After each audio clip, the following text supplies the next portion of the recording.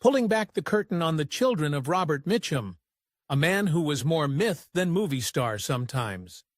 What happens when your last name is synonymous with Hollywood cool, rebellion, and raw talent? Did his kids embrace the spotlight, run from it, or find their own way to shine? Stick around because their stories are more complex than any movie role. Number 3. James Mitchum. First up is James Mitchum, or Jim, the eldest, born right in Los Angeles in 1941. Imagine your earliest memories being on movie sets. James quite literally grew up in the film world. He even had an uncredited role as a kid in a western called Colorado Territory when he was just 8. His official debut, though, was a big one, the 1958 film Thunder Road. This wasn't just any movie. It became a cult classic, especially on the drive-in circuit. And here's the kicker. James played the younger brother to his actual father, Robert Mitchum. Fun fact, that role was supposedly meant for Elvis Presley. But the King's manager wanted too much dough, so young James stepped in. For a first proper gig, sharing the screen with your legendary dad in a hit film. Not a bad start at all. It gave him a ton of visibility right out of the gate. What's a bit funny is that a few years later, in a 1962 episode of Have Gun, Will Travel, James was introduced to audiences again. Maybe Hollywood, or even his dad, figured his career could use another little nudge, a fresh launch. James Mitchum certainly looked the part. He had that striking physical resemblance to his father, which, let's be honest, is a classic double-edged sword in Hollywood. That Mitchum name, it definitely opened doors, but it also came with this giant, invisible measuring stick. Every role, every performance, you just know people were thinking, is he as good as his old man? And Robert Mitchum, with his famous calm, cool disinterest and notorious off-screen life, was an incredibly tough act to follow. Sources say this comparison both helped and seriously hindered James's career. He worked steadily for decades, from the late 40s into the early 90s, racking up over 30 film credits. You'd often see him in westerns and action films, a good number of B-movies. Some of his more notable flicks include Young Guns of Texas, 1962, Ride the Wild Surf, 1964, where he played a surfer named Eskimo. He was in big war movies, too, like In Harm's Way, 1965, with John Wayne and Kirk Douglas, and Ambush Bay, 1966. He even played a villain in The Invincible Six, 1970. And perhaps one of his most well-known later roles was Grady Hagg in Moonrunners, 1975. This is cool because Moonrunners was basically a blueprint for the massively popular TV show, The Dukes of Hazzard. He did some TV work, too, popping up in shows like Rawhide and The High Chaperone. But when it came to what critics thought, well, it's tough. There isn't a lot of deep analysis of James's acting style on its own. Most of the time it's, well, compared to his dad. For Thunder Road, some said he was a bit stiff next to Robert's natural magnetism, though others cut him slack as a beginner. Later on, a review for Moonrunners was pretty harsh, calling his lead performance especially charmless. Ouch! The main challenge for James was establishing his own identity. His dad was such a unique force of nature. Living up to that, especially when you look so much like him, is a massive hurdle. So his career was solid. He worked a lot, but he never quite escaped that giant shadow. Think competent and sustained, but not the same kind of critical or popular fireworks his father produced. Privately, James married actress Wenda Wagner, and they had a son, Price. After their divorce, he was later with a woman named Vivian, and they had 2 children, Will and Caitlin. He seemed to keep his family life more under wraps than his famous father ever did. What's really telling is how James himself saw his father. In a 2008 Q&A, he said, "I miss him more as a guy that I knew than maybe as a father figure. He and I became very good friends. He admitted Robert Mitchum might have had some shortcomings as a father, but he was a great guy, very thoughtful and considerate. He also revealed his dad did a lot of charity work on the quiet, never wanting recognition. That gives you a different picture of the legend, doesn't it? For the Mitchum kids, James, Christopher, and Petrine, that shadow was probably longer and darker than most. Robert Mitchum wasn't just an actor, he was a cultural icon, the epitome of the anti-hero, a guy who seemed to live by his own rules, on and off screen. Imagine trying to figure out who you are when your dad is that guy. It's a hell of a thing to carry. Each of them had to find their own way to deal with it, to carve out their own space in a world that was always looking over their shoulder at the ghost of their father. Number 2. Christopher Mitchum, born in 1943, and his Hollywood story, it's got some serious twists and turns. Like his older brother James, Chris eventually stepped into the acting world, but he took a more roundabout route. Initially, Chris seemed to want to stay out of the spotlight. He went for a solid education, attending the University of Pennsylvania, and even studying abroad at Trinity College in Dublin. He got his degree from the University of Arizona. It was only during his university years that he really got interested in filmmaking, starting as an extra. He even worked as a gopher, basically a production assistant, on a couple of his dad's westerns in 1969, learning the business from the ground up. Then came a huge break. Chris auditioned for the one and only John Wayne. The Duke was impressed and cast him in Chi-Sim, 1970. Wayne then introduced him to another legend, director Howard Hawks, who put Chris in starring roles in Rio Lobo, 1970, and Big Jake, 1971. Talk about a launch pad, working with John Wayne and Howard Hawks back-to-back. You'd think he was set for Hollywood stardom, but here's where Christopher's story takes a dramatic nosedive. According to Chris himself, after these big movies, his Hollywood career actually just dried up in the States. He tells a story about a casting director for the film Steelyard Blues, telling him flat out she couldn't even interview him specifically because he'd worked with John Wayne. Chris came to believe he was blackballed by what he termed liberal Hollywood. Why?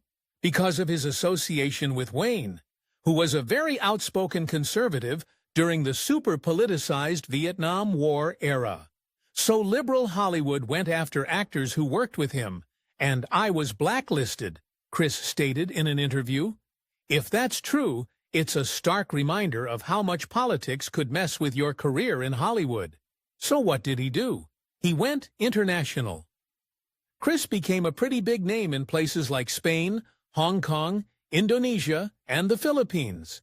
He ended up making over 60 films in 14 different countries.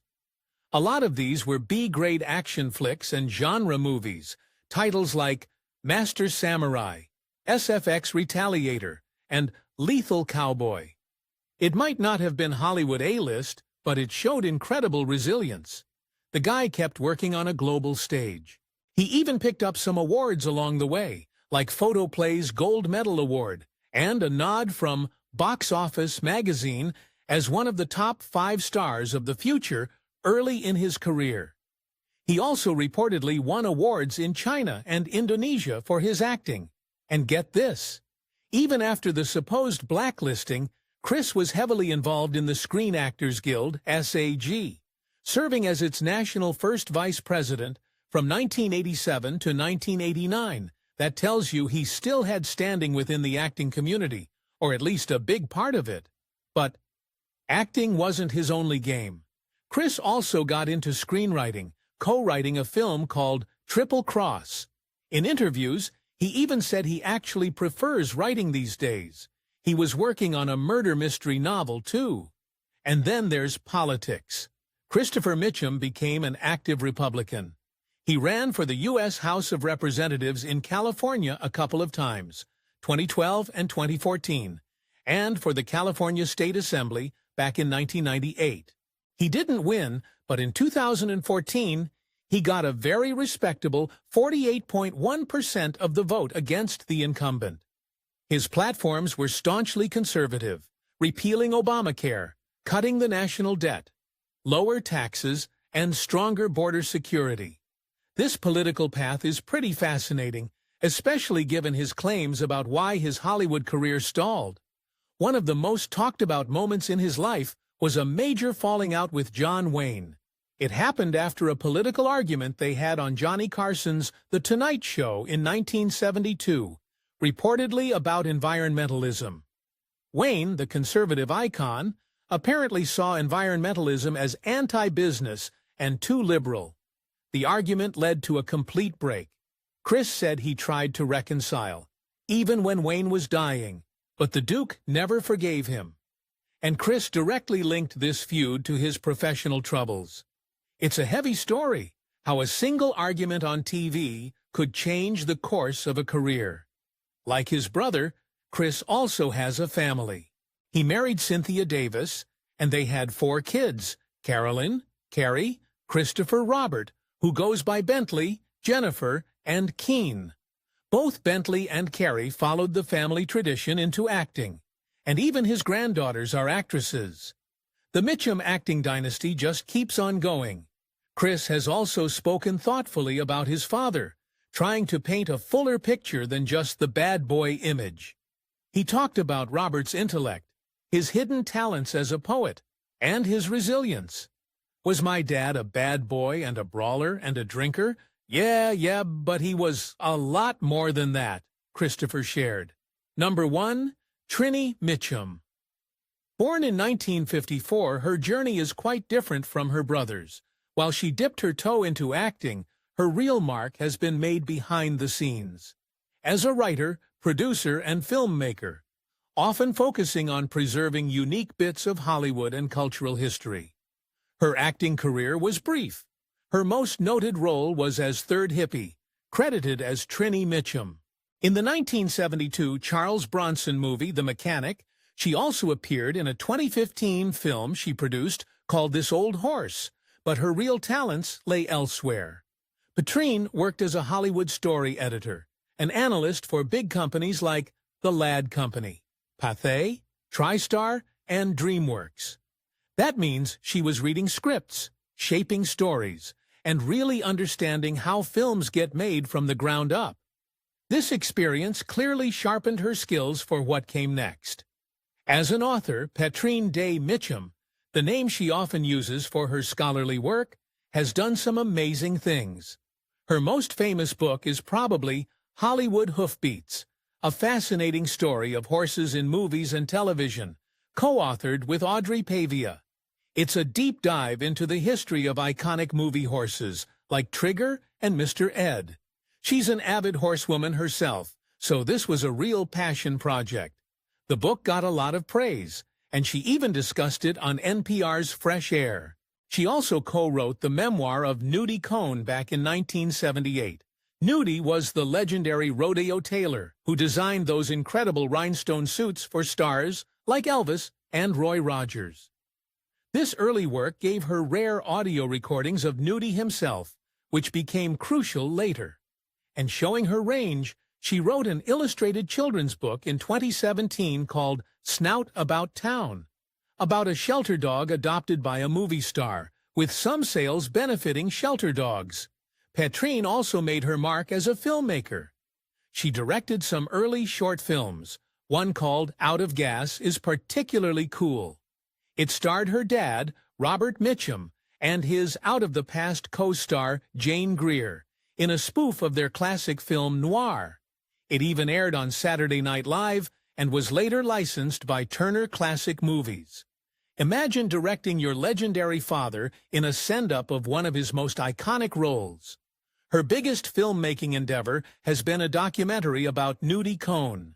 It started as Rhinestone Cowboy and evolved into a docuseries called From Rawhide to Rhinestones, How the West is Worn.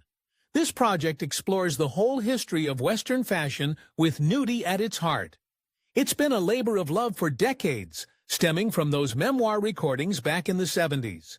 She also served as an associate producer on a TV movie called James Stewart, Robert Mitchum. The Two Faces of America, another project that directly engaged with her father's legacy. Petrine married John S. Richardson in 1980. Unlike her brothers, there isn't much public information about her having children, suggesting she's kept that part of her life very private.